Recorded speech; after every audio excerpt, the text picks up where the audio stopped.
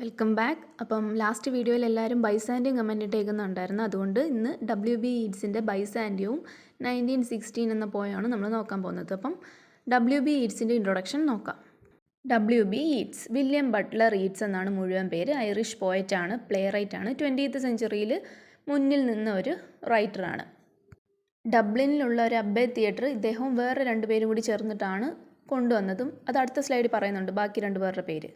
ഇദ്ദേഹത്തിൻ്റെ കൂടുതൽ വർക്ക്സും Irish mythology, folklore, ഒരു ഐറിഷ് ഐഡൻറ്റിറ്റി കാണിക്കുന്ന രീതിയിലുള്ളതായിരുന്നു. ലിറ്ററേച്ചറിന് 1923 നോബൽ പ്രൈസ് ലഭിച്ചിട്ടുണ്ട്. അടുത്ത പോയിന്റ് നോക്കാം. ലാസ്റ്റ് സ്ലൈഡിൽ കാണിച്ച പോലെ തന്നെ അദ്ദേഹത്തിൻ്റെ വർക്ക്സ് എല്ലാം തുടങ്ങിയപ്പം വേറെ ഉറച്ചു നിന്നത് ഏതിലാ? ഐറിഷ് മിത്തോളജി പോലത്തെ കാര്യങ്ങളിലാണെങ്കിലും പിന്നീട് അത് ഐറിഷ് ഐഡൻറ്റിറ്റി പ്രതിഫലിക്കുന്ന രീതിയിലുള്ള റൈറ്റിങ്സ് ആയിട്ട് മാറിയിട്ടുണ്ടായിരുന്നു. അബ്ബേ തിയേറ്റർ കൊണ്ടുവന്നതിൽ WB ഈറ്റ്സിൻ്റെ കൂടെ ഉള്ള മറ്റ് രണ്ട് പേരാണ് ലേഡി ഗ്രിഗറിയും എഡ്വേർഡ് മാർട്ടിനും. ഇത് ഐറിഷ് കൾച്ചറും ഡ്രാമയും ഫോക്ലോറും ഒക്കെ അവതരിപ്പിക്കാനുള്ള ഒരു തിയേറ്ററാണ്.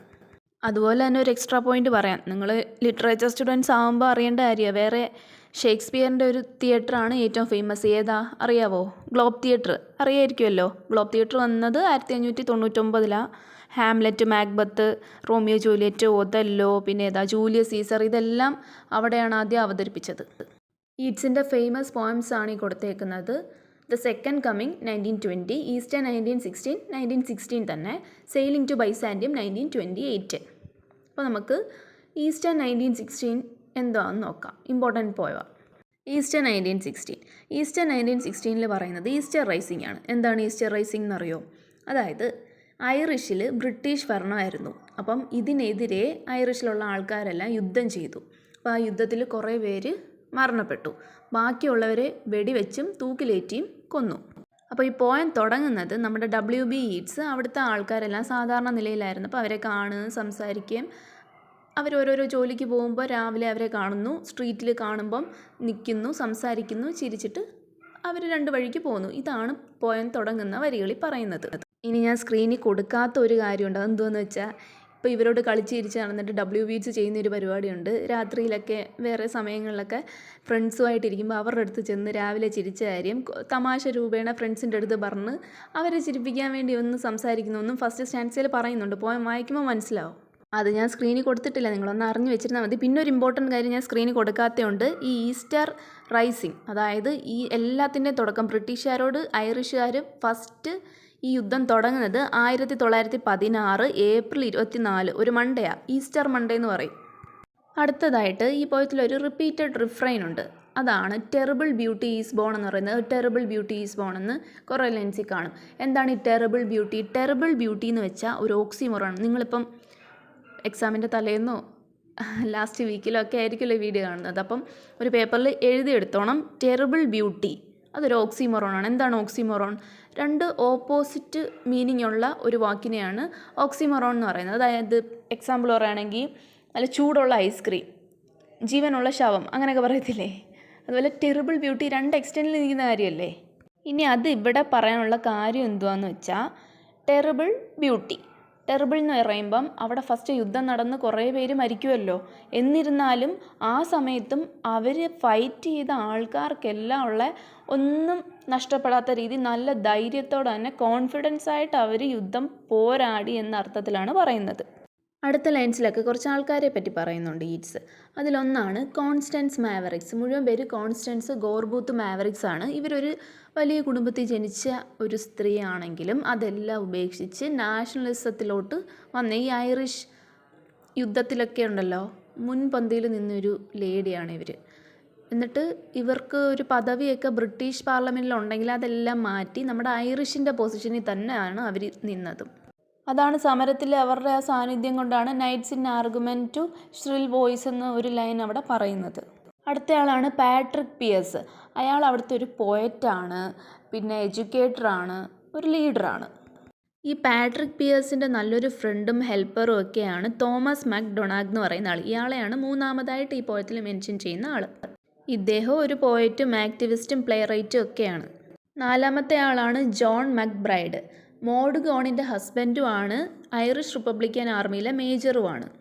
ഈ മോഡ് ഗോൺ ഈറ്റ്സിൻ്റെ ഒരു ഓൾഡ് ഫ്രണ്ടാണെന്നും പറയുന്നുണ്ട്. പിന്നെ ബ്രാക്കറ്റിൽ കൊടുത്തേക്കുന്ന പോലെ ലോങ് ടൈം മ്യൂസ് എന്നും പറയുന്നുണ്ട്. അതുപോലെ തന്നെ WB ഈറ്റ്സിൻ്റെ ഓൾഡ് ലവാണ് മോഡ്ഗോൺ എന്നും പറയുന്നുണ്ട്. പിന്നീട് മോഡ്ഗോൺ നമ്മുടെ ബ്രൈഡിനെയൊക്കെ കല്യാണം കഴിക്കുമ്പോൾ സ്വാഭാവികമായിട്ട് ഈറ്റ്സ് എക്സ് ആയിട്ട് മാറുമല്ലോ.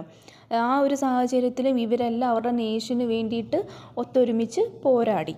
ആ ലാസ്റ്റ് ലൈൻ കണ്ടോ, കോമൺ പർപ്പസ് യുണൈറ്റഡ് ദം എന്ന്. കോമൺ പർപ്പസ് എന്താണ്? അവരുടെ ഫ്രീഡം. അടുത്തത് ഈറ്റ്സ് ഒരു നേച്ചർ ഇമേജറിയാണ് യൂസ് ചെയ്യുന്നത്. ഈ യുദ്ധസമയത്തെ കാര്യങ്ങളെല്ലാം ഒരു സ്ട്രീമുമായിട്ട് കമ്പയർ ചെയ്യുക. ആ അരുവിയെ സംബന്ധിച്ചിടത്തോളം ക്ലൈമറ്റൊക്കെ ഇങ്ങനെ ചേഞ്ച് ആയിക്കൊണ്ടിരിക്കുന്നു, ക്ലൗഡ്സ് മുകളിൽ കൂടെ പൊയ്ക്കൊണ്ടിരിക്കുന്നു, അതിൻ്റെ അപ്പുറത്തോട്ട് ഹോഴ്സ് ഇങ്ങനെ ചാടി പൊയ്ക്കൊണ്ടിരിക്കുന്നു. എന്തൊക്കെ വന്നാലും എബ്സ് ആൻഡ് ഫ്ലോസ് എന്നും കൂടി പറയുന്നുണ്ട്. അതായത് ആ വാട്ടർ ലെവലിൻ്റെ വെള്ളം കൂടുന്നത് കുറയുന്നത് അതിനെ പറയുന്നതാണ്. അപ്പോൾ എന്തൊക്കെ സംഭവിച്ചാലും അതിനൊന്നും മാറ്റം വരുന്നില്ല. പിന്നെ ഈ ഫൈറ്റ് ചെയ്യുന്നവരുടെ എല്ലാം ഹാർട്ട് ഒരു സ്റ്റോൺ പോലായെന്ന് പറയുന്നുണ്ട്. കാര്യം എന്താ? അവർ അത്രയും ദൃഢനിശ്ചയത്തോടെ നിൽക്കുവാണ് അവരുടെ ഫ്രീഡത്തിന് വേണ്ടിയിട്ട്. ലാസ്റ്റ് സ്റ്റാൻസയിൽ ഈറ്റ്സ് ഒരു ക്വസ്റ്റ്യൻ ചോദിക്കുക. അതായത് ഈ റെവല്യൂഷണറീസ് ഫ്രീഡത്തിന് വേണ്ടി കൊടുത്ത വില ഇത്തിരി കൂടിപ്പോയെന്ന്. ആ എക്സസ് ഓഫ് ലവ് എന്ന് പറയുന്ന ടേം കണ്ടോ? ഉദ്ദേശിക്കുന്നത് എന്തുവാന്ന് വെച്ചാൽ 1914 ബ്രിട്ടീഷ് ഗവൺമെൻറ് ഒരു ആക്ട് പാസ്സാക്കി, ഹോം റൂൾ ആക്ട് എന്ന് പറയും, അല്ലെങ്കിൽ സ്വയംഭരണം. അത് പ്രകാരം ഈ ഐറിഷുകാർക്ക് കുറച്ച് റെസ്ട്രിക്ഷൻസോടെ സ്വയംഭരണം കൊടുത്തതാണ്. അങ്ങനെ ഒരു ആക്റ്റാണ് പാസ്സാക്കിയത്. പക്ഷേ ഏതൊരു ആക്റ്റാണേലും പാസ്സാക്കിയോണ്ട് അത് നിലവിൽ വരത്തില്ലല്ലോ. നിലവിൽ വരാൻ കുറച്ച് സമയമെടുക്കും. ആ ഒരു സമയത്തായിരുന്നു എന്ത് സംഭവിച്ചത്? നമ്മുടെ ഫസ്റ്റ് വേൾഡ് വാർ. കാലയളവ് എല്ലാവർക്കും അറിയാമായിരിക്കുമല്ലോ. 1914 to 18 വരെയാണ് ഫസ്റ്റ് വേൾഡ് വാർ നടന്നത്. അപ്പോൾ ഈ 14 ബ്രിട്ടീഷുകാർ ഇത് പാസ്സാക്കിയപ്പം വേൾഡ് വാർ വന്നുകൊണ്ട് ബ്രിട്ടീഷുകാർക്ക് അത് നടപ്പാക്കാൻ പറ്റിയില്ല. 1916 ഈ ഐറിഷുകാർ ബ്രിട്ടീഷുകാർക്കെതിരെ യുദ്ധവും തുടങ്ങി. ലാസ്റ്റിൽ ഈറ്റ്സ് പറയുന്നത് അതാ, ഇൻ കേസ് ബ്രിട്ടീഷുകാർ ഈ സ്വയംഭരണം അനുവദിച്ചാൽ ഈ ഫ്രീഡം ഫൈറ്റേഴ്സ് ജീവൻ വെടിഞ്ഞതെല്ലാം വെറുതെ ആയില്ലേന്ന്. ഈ പോയം ഒരു പവർഫുൾ എലിജി എന്ന് പറയുന്നുണ്ട്. എലിജി എന്താണെന്ന് എല്ലാവർക്കും അറിയാമായിരിക്കുമല്ലോ. മരിച്ചുപോയവർക്ക് വേണ്ടിയൊക്കെ എഴുതുന്ന ഒരു സാഡ് പോയമായിരിക്കും. ലിറ്ററേച്ചറിനെ സംബന്ധിച്ച് ഏറ്റവും വലിയ എലിജി ഏതായിരിക്കും? ലിസിഡസ്, ജോൺ മിൽട്ടൻ്റെ ലിസിഡസ്. ആർക്ക് വേണ്ടിയിട്ടാണ്? എഡ്വേർഡ് കിങ്ങിന് വേണ്ടിയിട്ട്. അത് നമ്മൾ ഇനി അടുത്ത വീഡിയോയിൽ പഠിക്കും. അപ്പോൾ ഈ എലിജി ഒരു പൊളിറ്റിക്കൽ ഇവൻറ്റിൽ നിന്ന് അവരുടെ രാഷ്ട്രം കെട്ടിപ്പടുക്കാനുള്ള കഷ്ടപ്പാടുകളും അതിനിടയിൽ മരണപ്പെട്ടുപോയ ഫ്രീഡം ഫൈറ്റേഴ്സിൻ്റെയൊക്കെ ഓർമ്മകളെന്ന് നിലനിൽക്കുന്ന രീതിയിൽ ഒരു വർക്ക് ഓഫ് ആർട്ടായിട്ടാണ് പറയുന്നത്. അടുത്തത് WB ഈറ്റ്സിൻ്റെ തന്നെ സെയിലിംഗ് ടു ബൈസാൻഡിയം. ബൈസാൻഡിയത്തിലെ തീംസ് ഏജിങ്, മോർട്ടാലിറ്റി, സ്പിരിച്വാലിറ്റി, പിന്നെ പറയുന്നത് ആർട്ടിസ്റ്റിക് ഇമ്മോർട്ടാലിറ്റി, അതായത് കലയുടെ അനശ്വരത. അത്രയും മതി. ഇതിലെ സ്പീക്കർ എന്ന് പറയുന്നത് ഒരു ഓൾഡ് മാനാണ്.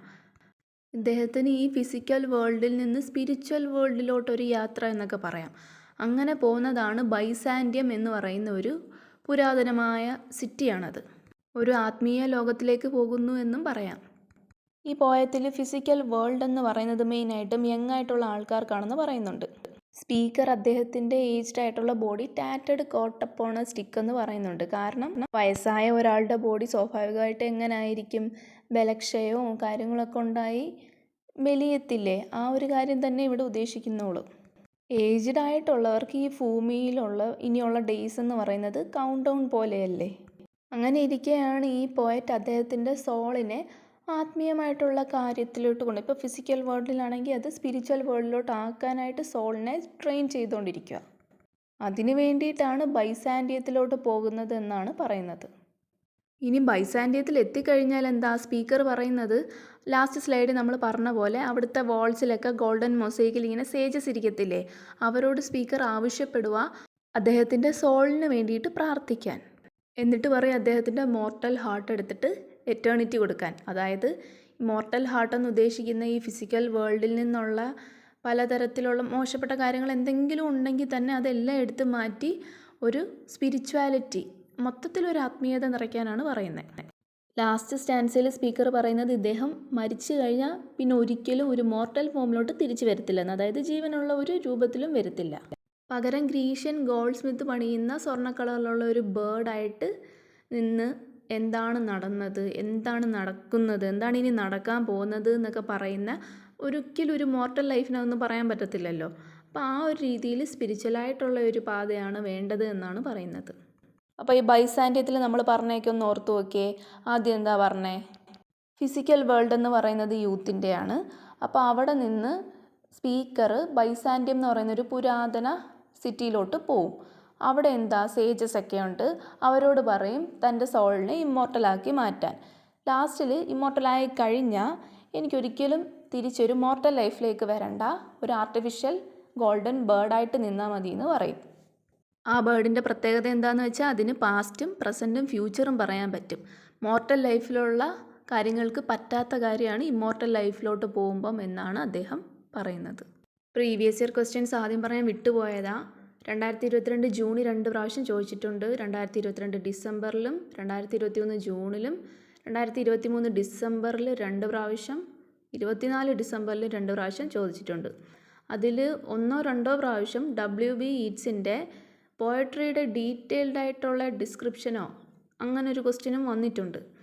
അപ്പോൾ അങ്ങനൊരു ക്വസ്റ്റ്യൻ അറ്റൻഡ് ചെയ്യണമെങ്കിൽ ഈറ്റ്സിനെ കുറിച്ച് 2-3 പാരഗ്രാഫ് എഴുതിയ 20 മാർക്കിന് ആവത്തില്ല. അപ്പം ഈറ്റ്സിൻ്റെ 2 പോയട്രി അറിഞ്ഞിരുന്നാൽ നമുക്കത് എഴുതാൻ പറ്റും. അപ്പോൾ ഈ വീഡിയോ നിങ്ങൾക്ക് ഇഷ്ടമായെന്ന് വിശ്വസിക്കുന്നു. ഡൗട്ട്സ് എന്തെങ്കിലും ഉണ്ടെങ്കിൽ കമൻറ്റ് ബോക്സിൽ മെസ്സേജ് ഇട്ടാൽ മതി. ഈ ക്വസ്റ്റ്യൻസൊക്കെ എന്തായാലും എക്സാമിന് വരും. അപ്പോൾ നിങ്ങൾ ഉറപ്പായും എഴുതിയിട്ട് വന്ന് കമൻറ്റ് ബോക്സിൽ മെസ്സേജ് ഇടണം. All the best. Thank you.